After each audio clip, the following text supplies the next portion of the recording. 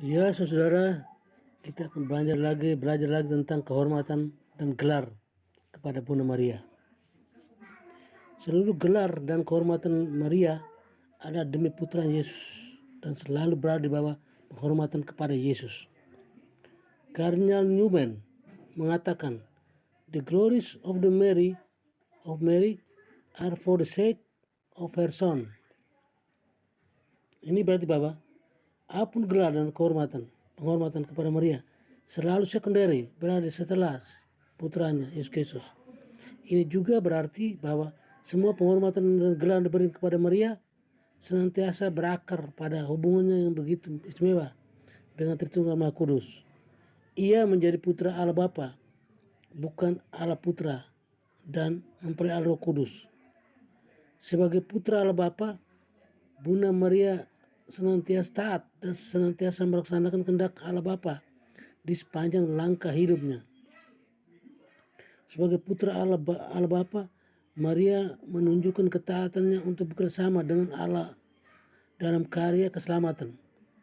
Sebagai Bunda Allah Putra, Maria berpartisipasi dalam karya penyelamatan manusia dan senantiasa membawa seluruh umat Allah kepada putranya. Sebagai mempelai Allah Roh Kudus, Maria menjadi sosok yang kudus dan tak bercela. Konsili Vatikan II mengajarkan tentang hal ini demikian. Karena pahala putranya ia ditebus secara lebih unggul, serta dipersatukan dengannya dalam ikatan erat dan tidak terputuskan. Ia dianugerahi kurnia serta martabat yang madur, yakni menjadi Bunda Putra Allah, maka juga menjadi putri Bapa yang terkasih dan keniscayaan Roh Kudus. Karena anugerah rahmat yang sangat istimewa itu, ia juga lebih unggul dari semua makhluk lainnya, baik di surga maupun di bumi.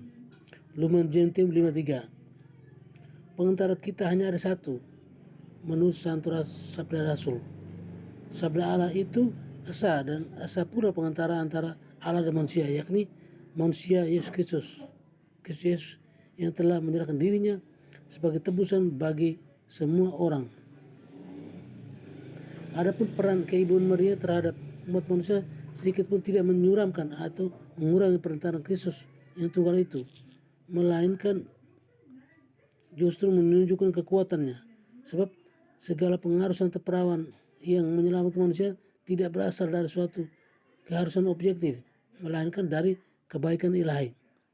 Pengaruh tersebut mengalir dari kelimpahan pahala Kristus bertumbuh pada pengentarannya, sama sekali tergantung daripadanya, dan menimba segala kekuatan daripadanya.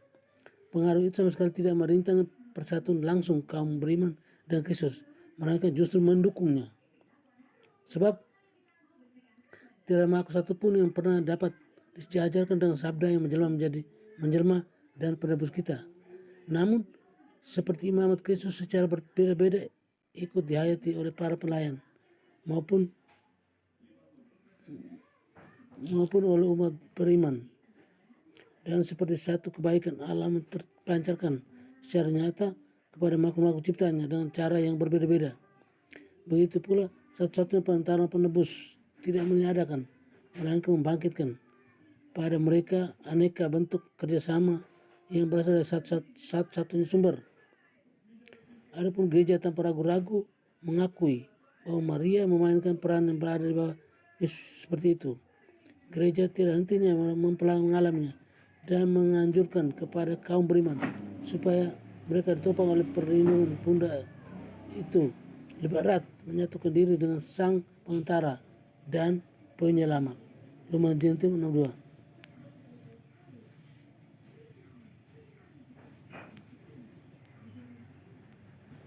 Dasar penghormatan kepada Bunda Maria adalah karena perannya sebagai Bunda Allah, Theotokos.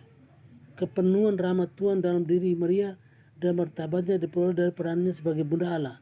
Bahkan dapat dikatakan bahwa seluruh gelar tentang Maria bersumber pada kenyataan bahwa Maria adalah Bunda Allah, Bunda Sang Penebus. Oleh karena itu, semua gelar Maria senantiasa bersumber pada misteri inkarnasi Kristus. Jadi, seluruh gelar Maria adalah untuk semakin memperkuat pengajaran tentang inkarnasi Kristus. Dasar kitab suci Theotokos. 1. Kejadian 3:15. Aku akan mengadakan permusuhan antara engkau dan perempuan ini, antara keturunmu dan keturunannya. Keturunannya akan meremukkan kepalamu dan engkau akan meremukkan tumitnya. Janji ini tentang perempuan itu, the woman, dan keturunannya mengacu pada Tuhan Yesus dan Bunda Maria, ibu yang melahirkan. Lukas 1:42-43. Elizabeth menyebut Bunda Maria sebagai ibu Tuhanku. Elizabeth juga menyebut Maria sebagai sebagai seorang yang terberkati di antara wanita. Oleh karena itu ia mengandung Yesus. Yesaya 7:14, Matius 1:23. Sesungguhnya anak darah itu akan mengandung dan melahirkan seorang anak laki-laki, dan mereka akan menamai dia Emmanuel, yang berarti Allah minta kita.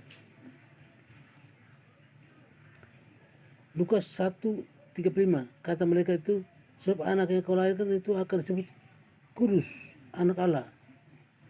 Matius 2:11, maka masuklah mereka dan melihat anak itu bersama dengan ibunya. Galatia 4:4, tetapi setelah genap waktunya, maka Allah mengutus anaknya yang lahir dari seorang perempuan dan takluk kepada hukum Taurat. Berikut dasar tradisi suci Theotokos.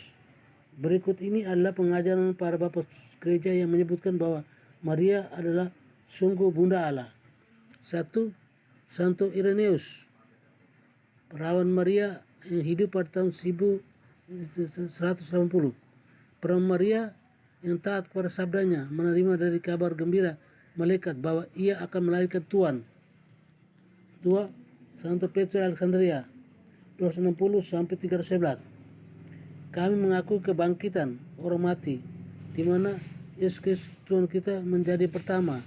Ia mempunyai tubuh yang sungguh bukan hanya kelihatan sebagai tubuh, tapi tubuh yang diperoleh dari Maria Bunda Allah.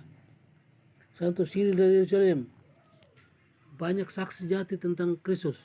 Allah Bapa memberi kesaksian tentang putranya dari surga. Roh Kudus turun dengan mengambil rupa seperti burung merpati.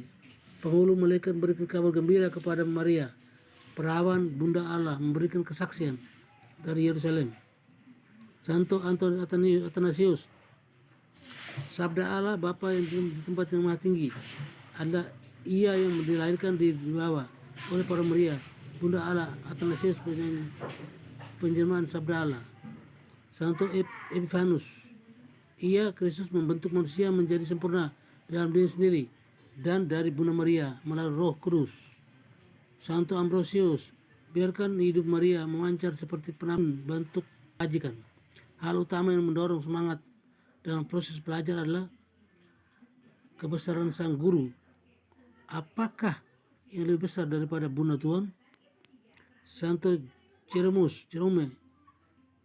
Santo Gregorius dari Nazianza, Santo Yohanes Kasian, Santo Cyril dari Alexandria, Santo Vincent dari Lerins, Santo Yohanes Damaskinus.